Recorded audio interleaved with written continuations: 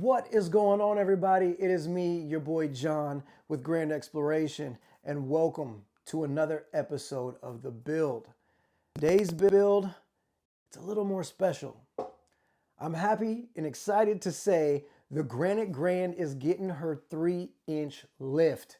It is about time. These parts have been sitting around the house for a while. I've been staring at them, and now I'm excited to say we are putting them on.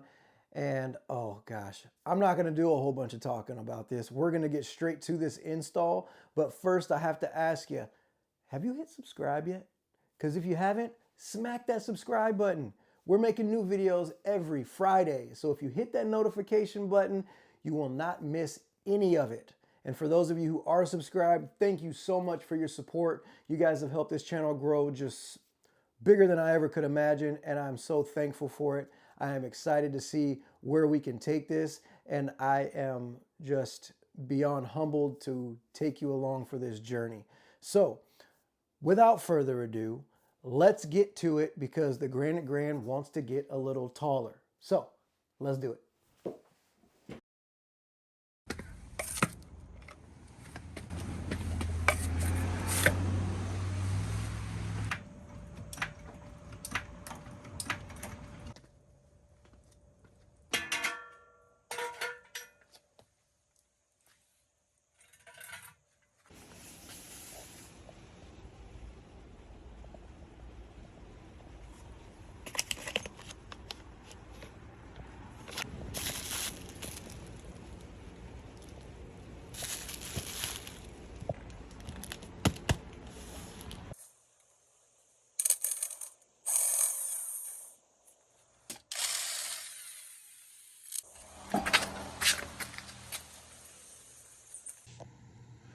All right, so we're going to be starting on the front driver's side right now.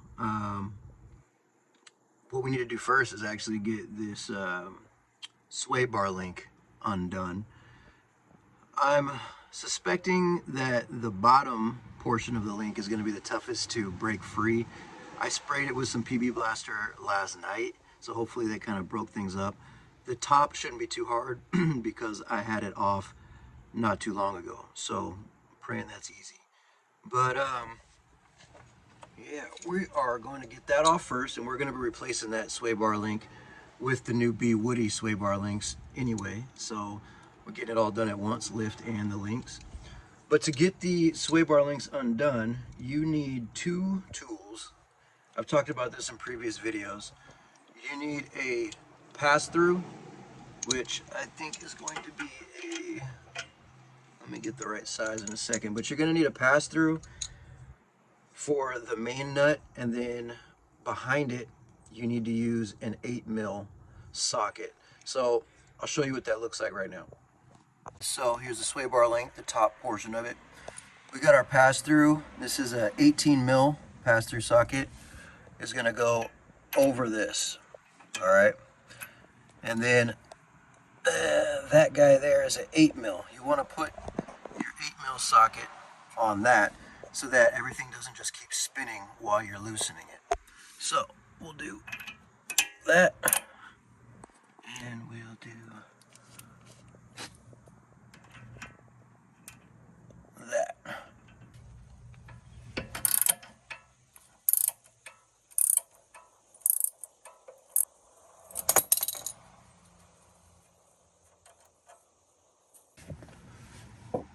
Now, we have the nut off, but the sway bar link still isn't coming out. So sometimes you just need to jack up the lower control arm a little bit, give it a better angle, and that sway bar link will just kind of come right out of its home.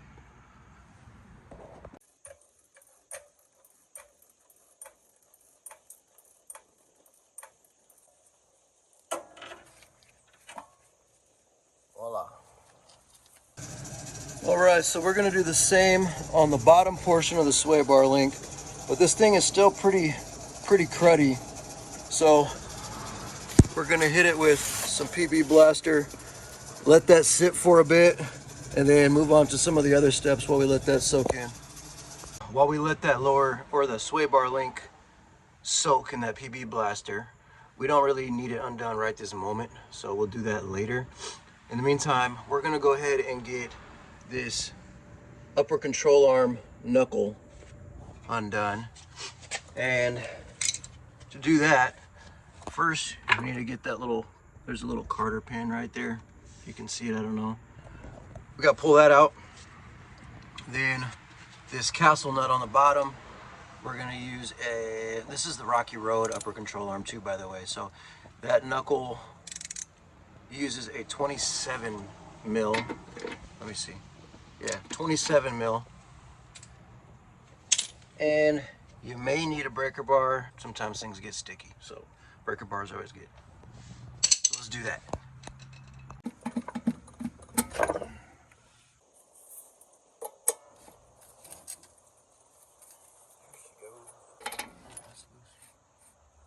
All right, so when you back this out, don't take it all the way off, because your upper control arm is just going to shoot straight up and this is going to drop.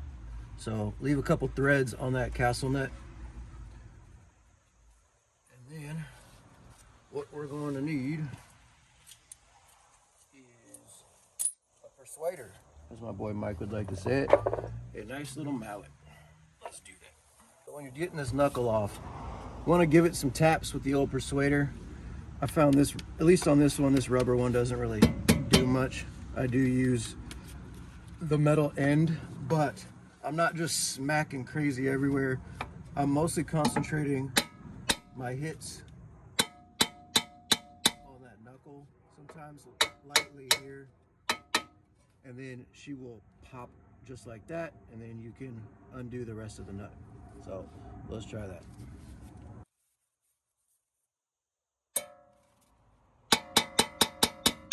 There she goes. I don't know if you guys caught that, but she popped up. So now there's no tension on her. So we can go ahead and undo this guy the rest of the way.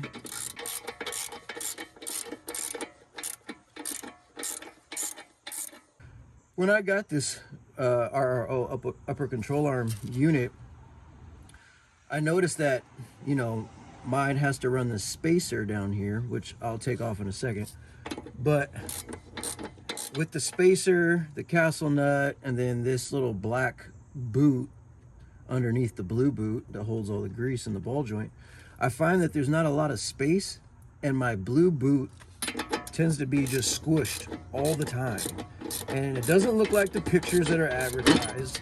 It doesn't look like how I see other people's, and I'm just wondering if anybody knows anything about that. I feel like my blue boot would look perfect if I didn't have the spacer or the black boot underneath it. So if you guys can answer that question for me, why my boot looks so smushed all the time, put them in the comments, because it still has me stumped, and Rocky Road told me not to worry about it. So but I still want mine to look right.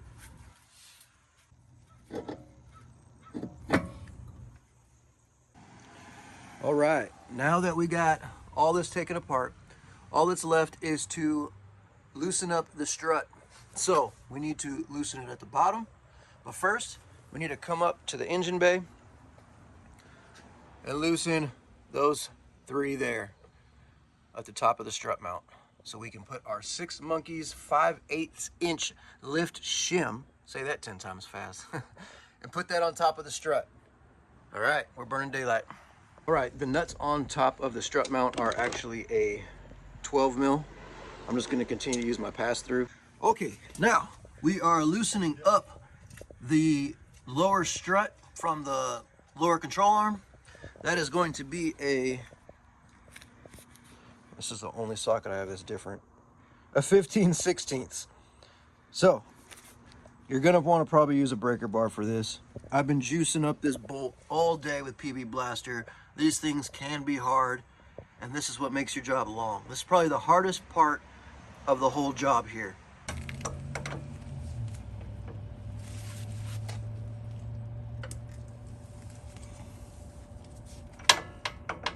Don't think when you start this it's gonna be this easy. I waited till I broke the bolt, and now she's coming nice and smooth. You're gonna be fighting with it for a bit. Let's impact it.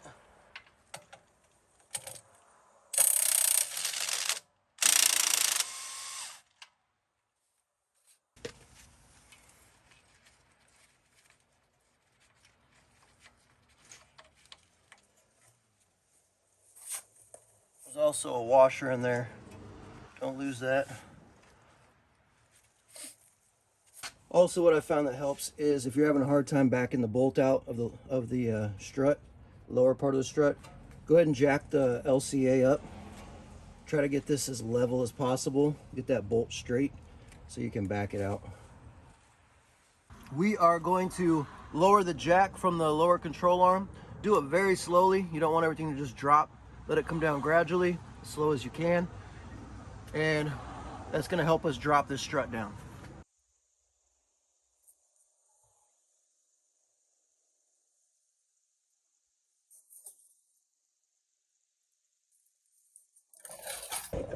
All right, so George is going to, which George is my father-in-law.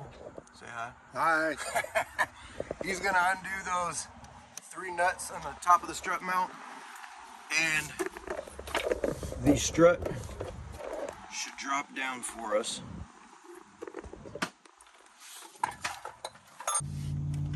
Okay, yeah. All good? Yep.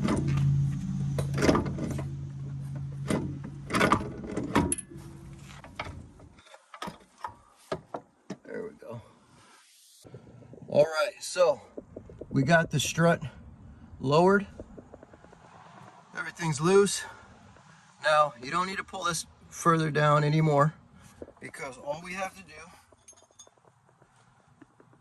is get the 6 Monkeys 5/8 shim on top of the strut mount. And I can just slide it up over the posts or the studs. So, heck yeah, time to get her done.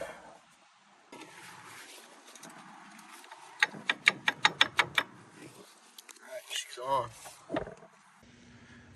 And then I'll just come up over on top of the strut mount so I can see through and make sure the studs are all in place. So, see that one? Yep, she's in there, which means they should all be lined up. One back there is in, and it's safe to assume that the other one is too. Also, you just kind of give it a little shift when you're touching the top of the strut. Make sure it's, it'll jiggle a little bit, that's all right. But it will just show you that those studs are in the proper holes. Now let's put her back together. That's the front, 3 inches of lift. Okay, so I got the strut bolted back up on top and bottom. Now what you're going to want to do is get yourself the torque wrench. This bottom bolt should be torqued at 170 foot-pounds, I believe it was.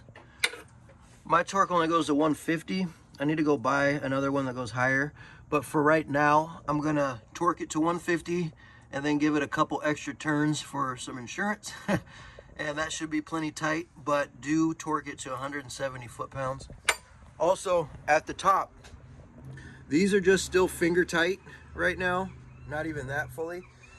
Once you put this Jeep on the ground, that's when you need to tighten these. Do not tighten these down before your Jeep is on the ground. Otherwise, once you put it on the ground, they will be loose. You'll be hearing clunking and wondering where the heck that sound is coming from. I get messages all the time about that. And the first thing is, well, did you tighten your strut mounts? Well, yeah. Did you do it on the ground?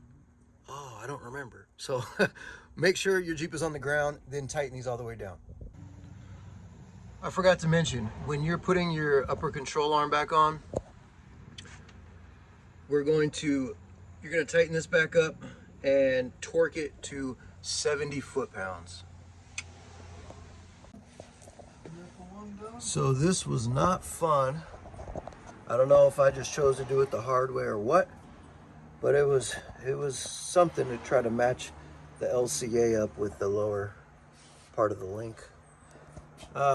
What I did was I I just loosely bolted on the top first, and then used a series of different lifts to try to line up the hole down here. And I kind of had to push on the link a little bit to make the holes match up flush so I could stick the bolt straight through. So it is wise to just keep the top real loose so that you can manipulate the link a little bit. But one way to just kind of keep things, you know, a way to know that you're in the right orientation is those grease nipples, the bottom faces towards the middle of the Jeep, the top faces straight out towards the front. Remember that. All right, so we got the front on. Front is done. She is up. She's 3 inches. Now, time for the rear. And this is the Six Monkeys rear 3-inch spacer lift. It comes with increments of 1/2 inch. We don't really need any of the increments. We're just gonna use the shock mount spacer and the original like base plate to give us 1/2 inch. I believe that's right. So yeah, let's go. All right, guys, we have the wheel off of the passenger side rear. I already did the driver's side rear to work out all the kinks before I show you guys. All right, so we need to first get the rear sway bar link off.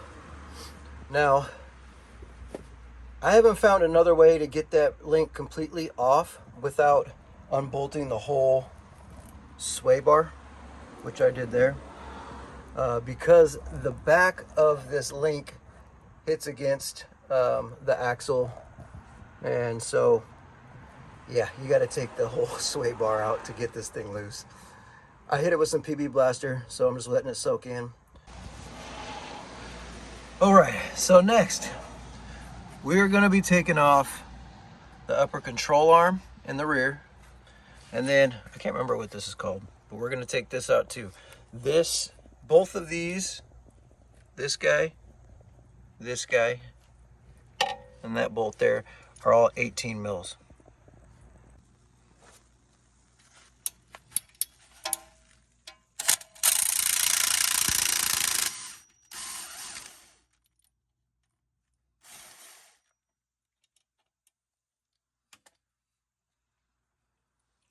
You can just leave your bolt in there. Put the nut on there. And let it chill. Alright, let's get the upper control arm.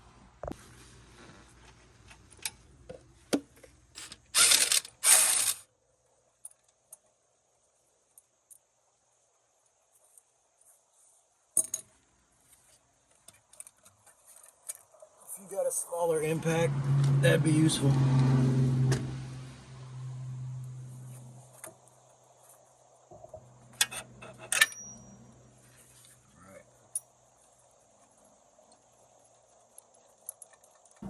The upper control arm unhooked.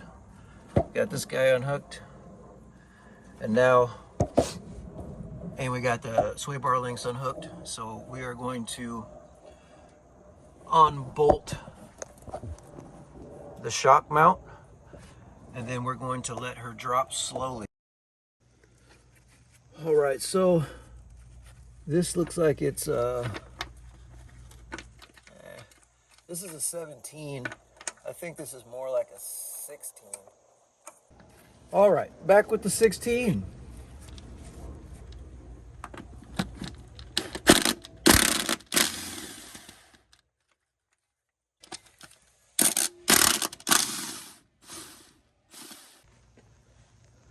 Now we will let her down nice and easy.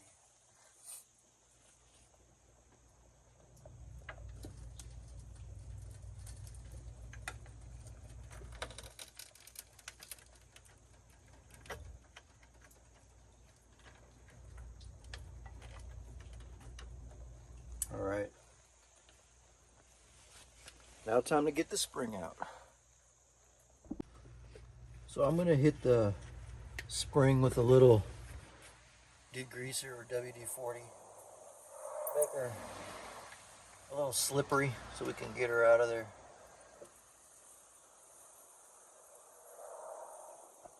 Some juice. And then I will call on my father-in-law to come stand on this thing.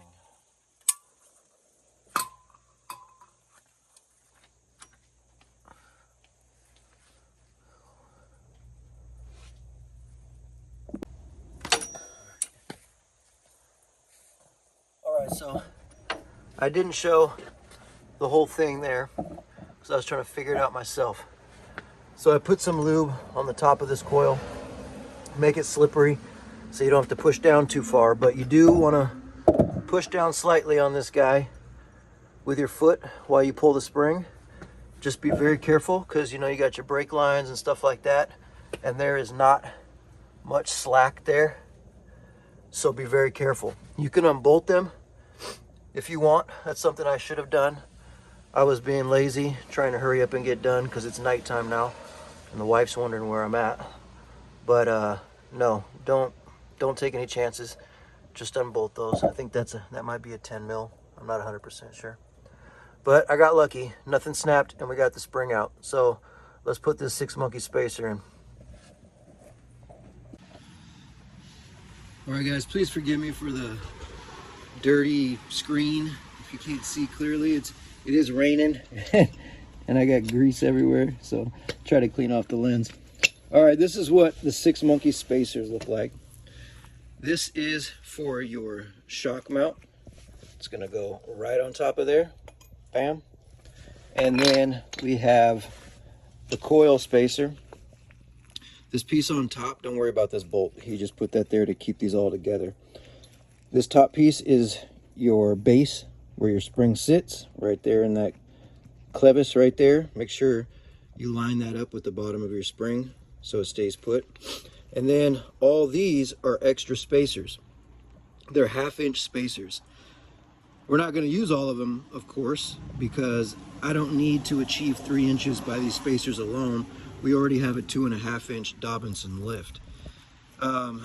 So I'm going to use the base plate, and then Daniel at 6 Monkeys told me to add 1 more spacer because of my weight that I'm carrying, and that should give me what I'm looking for.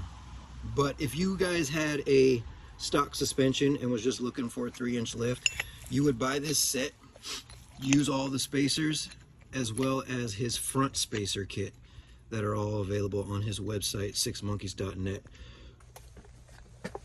Now, sorry, I know it's dark. Before we put the coil back on, go ahead and clean this base plate out as well as you can. I had a whole bunch of sand and grit. Go get like a wire brush, you know, something like this, and just kind of get the grit and the spotting out. Get a rag, because you just want your stuff to sit level.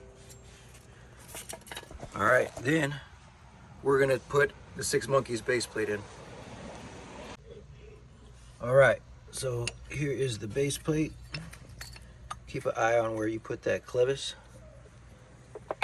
And you just drop it right into the hole. See, I got another spacer on there as well. And you just drop it right in there. Put my clevis right there. And now we'll put the spring on. All right, so we got the spring in. Now, like I said before, I really recommend putting a lot of WD-40 or degreaser on this this mount, or the top mount of the coil, so that it can slide over that hump right there. Makes it really slippery. You're gonna need that because first you set it down in the base plate, make sure it's lined up with the clevis of that base plate, and then you have to push down on this a little bit, and you need to be aware of the brake lines. All right, so a lot of WD-40 to just slide that in helps a lot. Set this right up here.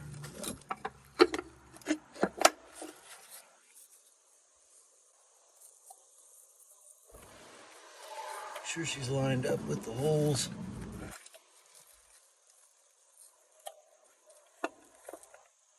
Once you can get one lined up, you can get the other. And then I'll jack her up a little bit. So I can get a thread or so in there.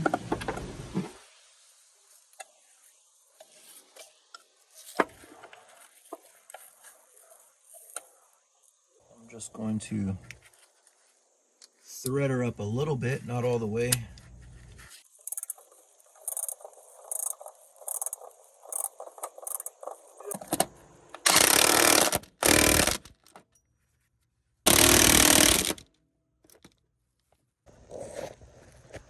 And then to put everything back together, do it the exact same way we did when we took it apart.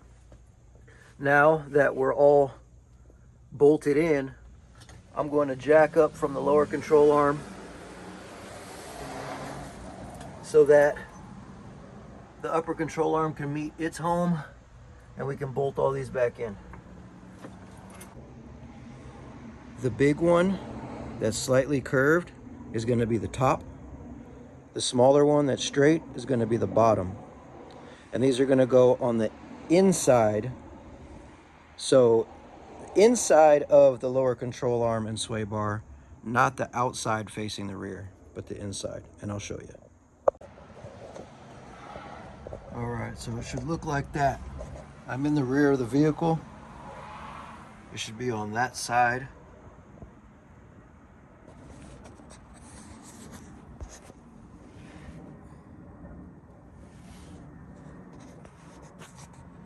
With the grease nipples facing in towards the middle of the Jeep on both bottom and top.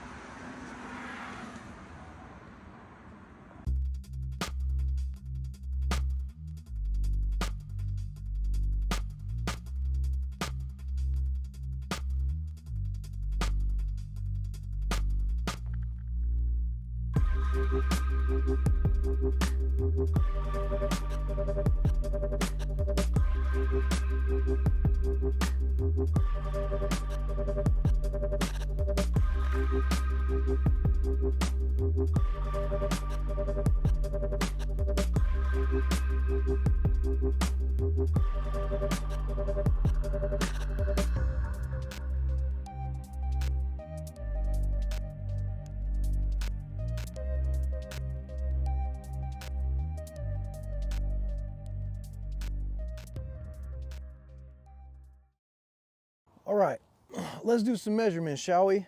Now, forgive me, I was being a blockhead and I did not measure the Jeep before I did the lift with just the Dobinson 2.5 inch. But we can get some measurements now of what it is sitting at, and you can kind of compare it to yours if you're interested in doing a 3-inch lift. So on the front, if we're measuring from center of the hub to fender, I'll put it right there between the two E's of the Jeep, we are at 21.5 inches in front from hub to fender.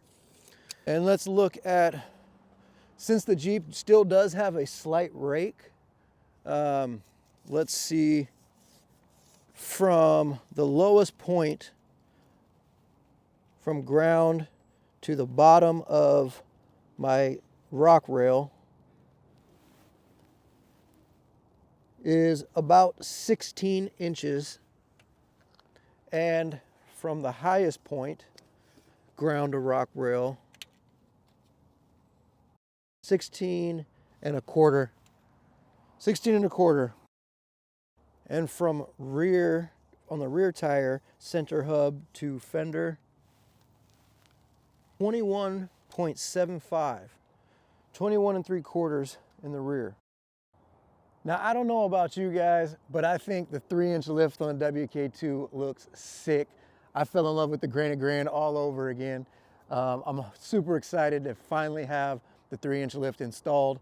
I had these parts laying around the house for a little while now, and I've just been staring at them. So now I finally can say the Grand has a 3-inch lift, and I think it looks amazing. Hopefully this video was informative and helped somebody out. Or you were just simply entertained by it. Thank you for bearing with me as I worked into the nighttime and in the rain. It was a simple project on paper, but like any of us know, when you start working on vehicles, nothing ever goes as planned. Took a lot longer than I anticipated, but I'd say it was a success all in all. But if you guys or any of you are interested in doing a 3-inch lift on your WK2, full disclaimer, the way I did mine might be a little bit different from the way you do yours. I already had a Dobinson 2.5 inch IMS full suspension lift, and I used the 6 Monkeys rear coil spacers as well as the front shims to achieve 3 inches on top of that. So if you're somebody that's not interested in upgrading your full suspension system, check out sixmonkeys.net. Daniel at Six Monkeys is a fabricator extraordinaire. I will put the link to his website right there, as well as in the description. This guy is amazing. I really trust his products. I'll put his products on my Jeep any day of the week, and let's face it, I'm tough on my Jeep, so that's saying something. But no, he makes great products, and I'm proud to have his brand on my Jeep. But that, my friends, is it. That is the Jeep Grand Cherokee 3-inch lift install. Really hope you loved it. If you haven't hit subscribe, please smack that subscribe button. We're making new videos every Friday, so click that little notification bell so you don't miss it. And like always, until next time, guys, love you. Peace.